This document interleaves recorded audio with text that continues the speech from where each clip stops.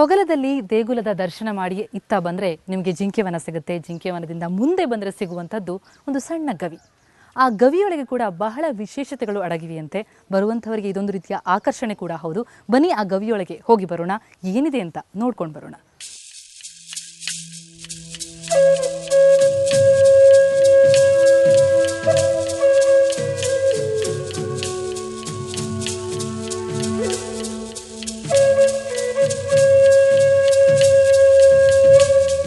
ಸೊಗಲದ ಈ ಪುಟ್ಟ ಗವಿ ಸವದತ್ತಿಯವರೆಗೆ ಹೋಗುತ್ತೆ ಅನ್ನುವಂತಹ ನಂಬಿಕೆ ಇದೆ, ಕಥೆಗಳಿದೆ. ಬನ್ನಿ ಇದರ ಒಳಗಡೆ ಏನೇನಿದೆ ಅಂತ ನೋಡ್ಕೊಂಡು ಬರೋಣ.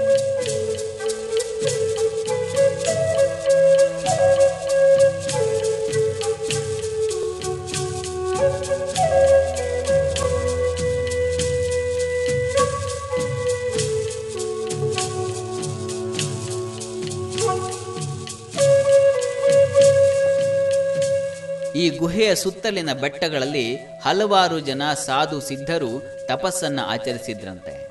ಈಗಲೂ ಸಹ ಅದೆಷ್ಟೋ ಜನ ತಪೋ ಸಾಧನೆಗೆ ಇಲ್ಲಿಗೆ ಬರ್ತಾರೆ ಅನ್ನೋ ಮಾತೂ ಇದೆ. ಗುಹೆಯ ದೋಷ ಸರ್ವಸಾಧಾರಣ ಹಿಂದಿನ ಹಿರಿಯರು ಮಹಾತ್ಮರು ಹೇಳಿದ ಲೆಕ್ಕ ನೋಡ್ಬೇಕಂತಂದ್ರೆ ಇಲ್ಲಿಂದ ಸವದತ್ತಿ ಮಠ ಯಲ್ಲಮ್ಮನ ಗುಡ್ಡದ ಮಠ ಅದು ಗುಹೆ ಹೋಗಕ್ಕೆ ಮಾರ್ಗ ಐತೆ ಅಂತೇಳಿ ಹೇಳ್ತಾರೆ. ಇಲ್ಲಿ ನಮ್ಮ ನಡುವೆ ಇಲ್ಲೇ ಒಂದು 2 ಕಿಲೋಮೀಟ್ರ್ ಹೋಗ್ಬಿಡೋದಂದ್ರೆ ಯಲ್ಲಮ್ಮನ ಪಾದ ಮೂಡ್ಯಾವ್ರಿ. ಅಲ್ಲಿಂದ ದಾಟಿ ಹಂಗೆ ಗುಹೆ ಯಲ್ಲಮ್ಮಗೆ ದರ್ಶನ ಸಂದರ್ಶನಕ್ಕೆ ಇತ್ತಂತ ಹೇಳ್ತಾರೆ ಹಿಂದಿನ ಹಿರಿಯರು.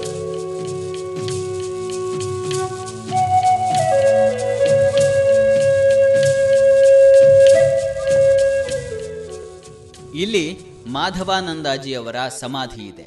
ಆಯುರ್ವೇದದ ಗಿಡಮೂಲಿಕೆಗಳಿಂದ ಬಂದಂತ ಭಕ್ತರಿಗೆ ಕಾಯಿಲೆಗಳನ್ನು ನಿವಾರಿಸ್ತಾ ಇದ್ರು.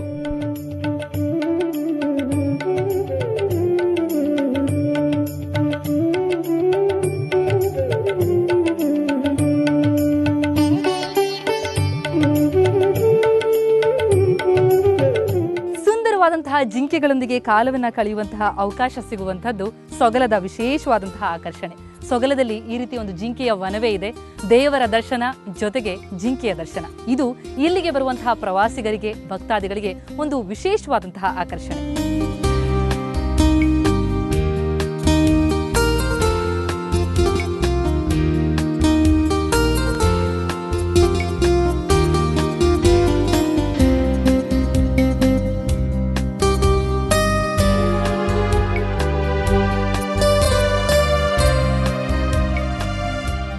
ಸೊಗಲದಲ್ಲಿ ಶಿವ ಪಾರ್ವತಿಯರ ಕಲ್ಯಾಣ ಸ್ಥಳದೊಂದಿಗೆ ಜಿಂಕೆವನವನ್ನು ನೋಡಿದ್ದಾಯಿತು, ಸುಂದರ ಜಲಧಾರೆಯನ್ನ ಕೂಡ ವೀಕ್ಷಿಸಿದ್ದಾಯಿತು, ಹಾಗೇನೆ ಗವಿಯ ಸೌಂದರ್ಯನ ಕೂಡ ವೀಕ್ಷಿಸಿದ್ರಿ. ಇದು ಈ ವಾರದ ಗುಡಿಯ ನೋಡಿರಣ್ಣ ಕಾರ್ಯಕ್ರಮದ ವಿಶೇಷತೆ. ಮತ್ತೆ ಮುಂದಿನ ವಾರ ಮುಂದಿನ ಸಂಚಿಕೆಯಲ್ಲಿ ಇನ್ನೊಂದು ಸುಂದರವಾದಂತಹ ದೇಗುಲದೊಂದಿಗೆ ಉತ್ತರ ಕರ್ನಾಟಕದಲ್ಲಿ ಸಿಗೋಣ. ಅಲ್ಲಿಯವರೆಗೂ ನೇರ, ದಿಟ್ಟ, ನಿರಂತರ ಸುದ್ದಿಗಾಗಿ ನೋಡ್ತಾ ಇರಿ ಸುವರ್ಣ ನ್ಯೂಸ್.